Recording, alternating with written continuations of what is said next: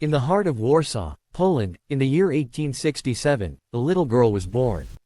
Her name was Maria Sklodowska. The world would one day know her as Marie Curie. She was born in poverty, in a country that was under Russian rule.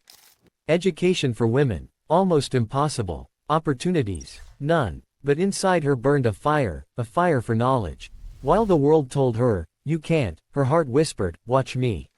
Marie studied in secret. She read books late into the night, often by candlelight, often hungry, often cold. She once said, "One never notices what has been done, one can only see what remains to be done."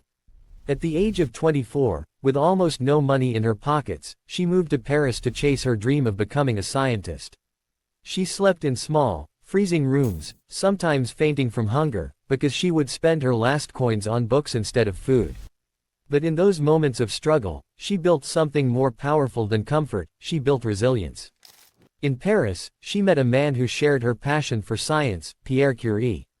They married, and together, they started experiments that would change the world forever.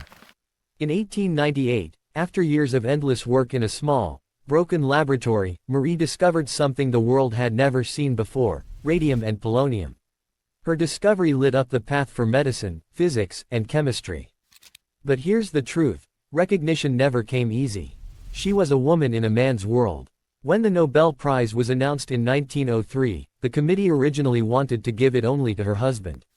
Can you imagine? The woman who made the discovery, being erased from history. But Pierre stood by her. He demanded that her name be included. And finally, Marie Curie became the first woman in history to win a Nobel Prize. But destiny wasn't done with her yet. In 1906, tragedy struck. Pierre, the love of her life, her partner in science, her strength, died in a tragic accident.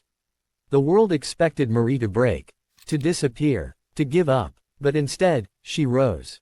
She took his place at the Sorbonne University, becoming the first female professor in its 650-year history. And then, she went on to win her second Nobel Prize in 1911. Do you know what that means? Even today, she remains the only person in history to win Nobel Prizes in two different sciences, physics and chemistry. She wasn't just a scientist. She was a fighter, a believer, a dreamer. During World War I, instead of staying safe, she equipped ambulances with X-rays, personally traveling to the battlefield to save lives. Yes, her work cost her health. The radiation slowly destroyed her body. But Marie Curie never complained. She once said, "Life is not easy for any of us. But what of that? We must have perseverance, and above all confidence in ourselves." And today, every cancer treatment, every medical scan, every breakthrough in physics and chemistry, carries the fingerprint of this one woman. A girl who was told she couldn't. A woman who proved she could. A name that history will never forget. Sparkles Marie Curie.